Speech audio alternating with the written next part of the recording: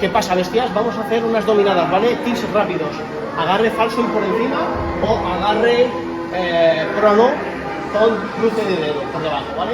Lo voy a hacer con agarre falso. Esta sería la posición, ¿ok? Y un poquito de flexión de muñeca, ¿vale? Para tener más tensión en los flexores de muñeca, de brazo, de brazo.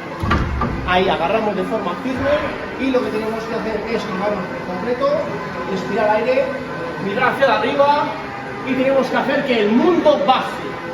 Cerramos los codos y empezamos a subir arqueando unos 30 grados hasta llegar al pecho y bajamos reteniendo una escápula.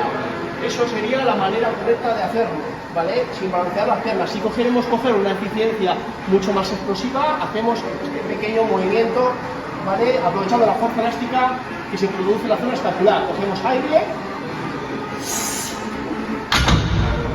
y subimos para arriba y el mundo baja.